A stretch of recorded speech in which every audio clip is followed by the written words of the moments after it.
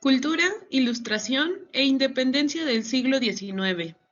La Ilustración marcó un antes y un después en la historia de la humanidad. Revolucionaron las ciencias, las artes y la política, inspirados en la confianza de la razón humana. Pero, ¿cómo surge la Ilustración? Si bien la Ilustración surge en Inglaterra y se desarrolla por toda Europa durante el siglo XVIII, fue en Francia donde se desarrolla de una manera exponencial. Su nombre proviene de la idea de que la ignorancia es la oscuridad y que la razón y el conocimiento son la luz. En cuanto a la religión y el rechazo de los dogmas, los pocos pensadores de la Ilustración que aún creían en la Iglesia eran deístas, es decir, creían en la existencia de un Dios que había creado todo el mundo y luego había dejado de intervenir, tal como un relojero que fabrica su reloj, le da cuerda, lo pone a funcionar y luego se marcha. Ahora pasaremos con las características de la Ilustración. En el primer punto nos encontramos con la razón y la duda metódica. El pensamiento crítico, como consecuencia lógica de la fe en la capacidad razonadora del hombre, se instaura en diversas áreas del conocimiento. Las supersticiones son desdeñadas y en algunos casos también lo es la religión. Todo privilegio social y político es cuestionado, llegando incluso a las revoluciones. René Descartes fundó la duda metódica en la filosofía. Como segundo punto tenemos la visión mecanicista de la naturaleza. En oposición a una visión mágica de la naturaleza, donde podían esconderse espíritus y potencias inexplicables, la Ilustración ve el mundo natural de forma mecanicista. El descubrimiento de leyes naturales, que explicaban lo que hasta ahora entonces había sido inexplicable, permitió a científicos, filósofos e investigadores observar la naturaleza como un objeto que podía ser medido, estudiado y principalmente conocido a profundidad. Isaac Newton descubrió una serie de leyes que rigen la naturaleza, además de un investigador muy conocido llamado Jean Leroy. En el tercer punto nos topamos con el enciclopedismo.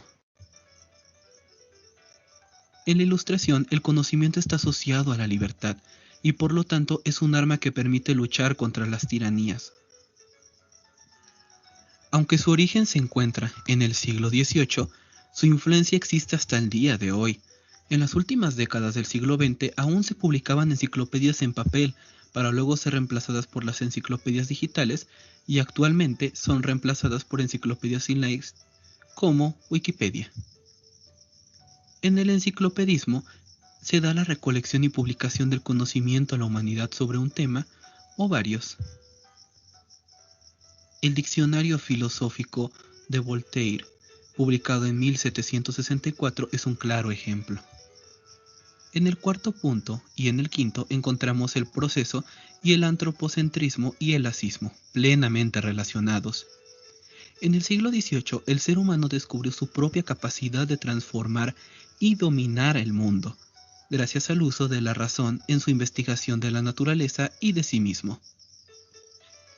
En la Ilustración, el hombre y su racionalismo poseen el papel protagonista.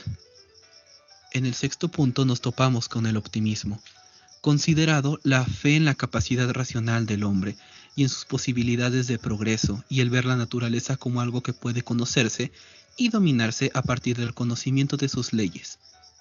La consecuencia lógica tanto en la filosofía como de la cultura es el optimismo. En el 7 nos topamos con la bondad natural del hombre.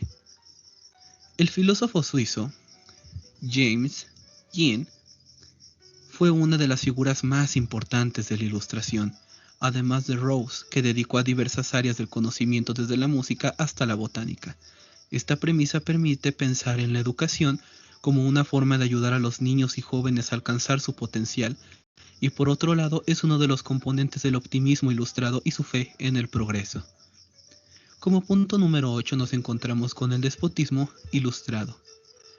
La frase del despotismo ilustrado es: todo para el pueblo, pero sin el pueblo, que explicado a palabras simples, quiere decir que el gobierno tomaba decisiones a favor del pueblo, pero sin la opinión popular del mismo. En el punto 9 nos topamos con el liberalismo. Aunque hoy en varios países europeos siguen existiendo monarcas, los mismos han perdido casi todo su poder. John Locke fue un filósofo inglés que estableció los 3 derechos naturales del hombre. En estos siglos se desarrolla una filosofía política que aún permanece vigente, el liberalismo como defensor de la iniciativa individual y las libertades civiles y económicas. Esta ideología significó el fin de las monarquías absolutas. El ejercicio del poder no debe ser arbitrario, sino estar basado en la racionalidad. Como último punto, encontramos el universalismo. Bajo la idea de la razón común a todos los hombres, los filósofos y artistas ilustrados cultivan una cultura cosmopolita, es decir, que se investigan culturas y lenguas extranjeras en el aspecto político. Se consideran posibilidades utópicas del gobierno colectivo. Las ideas ilustradas alborotaron las inconformidades de la sociedad francesa, reprimida por siglos por el antiguo régimen, dando lugar al acontecimiento más importante en Europa durante el siglo XVIII y considerado por muchos como la apertura de la Edad Moderna, la Revolución Francesa. Las tan marcadas clases sociales se conformaban por 3 estados, el primero y el segundo compuesto por la nobleza y el alto clero, comprendiendo solamente el 3% de toda la población, mientras que el 97% eran parte de la burguesía que se convertiría próximamente en la clase gobernante, además de la clase obrera, sin voz ni voto. Los detonantes de la Revolución Francesa eran varios. Francia se encontraba en constante estado de guerra, por lo que los gastos militares eran muy elevados. El pésimo gobierno de la austríaca María Antonieta, recordada por su frase altanera durante la revuelta en Versalles, pues que coman pasteles, y de su esposo, Luis XVI, insuficiente de aptitudes necesarias para llevar el mando de una nación tan importante. La intensa situación de hambre y descontento por los despilfarros en lujos innecesarios y una economía tan precaria asediada por una monarquía absolutista, descalificadora de las consecuencias que la nueva ideología ilustrada, difundida entre las masas, podría acabar con su tiranía, además de una serie de infortunios que solo potenciarían la sed de justicia de la población, como las malas cosechas que de por sí eran custodiadas por la nobleza. Este movimiento inspiró en cadena algunos otros, tales como la independencia de las 13 colonias, emancipadas del enemigo de Francia número 1 de la época, Inglaterra, un 4 de julio de 1776. Entonces, la Revolución Francesa tuvo un impacto dentro y fuera de Europa, donde las colonias americanas no hacían más que tomarla como ejemplo para su propia independencia, siendo la liberación el fin último más codiciado por los pueblos reprimidos. Tras la conquista de México Tenochtitlán, el gobierno de la Nueva España involucraba a la corte virreinal, que era el representante de la corona española en la Nueva España, las autoridades indígenas y la iglesia, frailes y clérigos. Bajo este gobierno, los indígenas, a falta de medios de subsistencia, huyeron a las ciudades y estancias españolas. Así es como surge el mestizaje, al intercambiar costumbres y mezclar razas. Tiempo más tarde, en el siglo XVIII, la economía se encontraba estancada y el número de pobres iba en aumento. La dinastía de los Borbones comenzó a modificar a fondo el gobierno virreinal, bajo los postulados del despotismo ilustrado, que proponía un gobierno para el beneficio del pueblo, pero aún sin su participación. En las nuevas secretarías y despachos, los funcionarios públicos enviados desde Europa reemplazaban a la naciente aristocracia criolla. Las reformas borbónicas provocaron un nuevo auge en las colonias. Desaparecieron las encomiendas y se creó un sistema fiscal autónomo de gobierno virreinal. Se logró la emisión de la moneda y se fue liberalizando el comercio. Surgió el Tribunal de la Arcada para perseguir y capturar a bandidos. La minería y el comercio se desarrollaron rápidamente y con ellos aumentaron los ingresos de la corona española y el gobierno virreinal. Gracias a la nueva riqueza se edificaron suntuosos templos, grandes palacios y se construyeron caminos, puentes y obras públicas. Se financió de nuevo la colonización y la evangelización del norte del país, florecieron las artes y las ciencias y se difundieron ideas liberales de pensadores europeos como Descartes, Newton y Voltaire. 6 millones de personas coexistían al final de la época colonial, la gran mayoría indígenas y mestizos, gobernados por una minoría blanca, compuesta por 2 grupos, los criollos y los españoles peninsulares. Los criollos ya sobrepasaban en número a los españoles y resintieron la exclusión que se hacía de ellos a la hora de otorgar títulos y cargos públicos. La idea de autonomía se extendió por muchos sectores de la colonia, así es como, un año más tarde, en Valladolid se prepararía la conjura para lograr la independencia de México. El movimiento era apoyado por distintos personajes importantes, pero al ser descubierto el plan, Allende e Hidalgo adelantaron la fecha prevista para el levantamiento la madrugada del 16 de septiembre de 1810. Hidalgo llamó a las armas del pueblo de Dolores, y días después tomó las ciudades de Celaya, Guanajuato y Valladolid. A pesar de la muerte de los primeros caudillos, el movimiento insurgente aumentó y en 1813 Morelos convocó un congreso en Chilpancingo en donde se declaró a México como república independiente y se dio igualdad de derechos para todos los mexicanos. Félix Calleja, el entonces virrey, lanzó en ese año una gran ofensiva contra los insurgentes, quienes derrotados en varios frentes se refugiaron en Apatzingán y ahí decretaron la primera constitución del país. Las manifestaciones artísticas.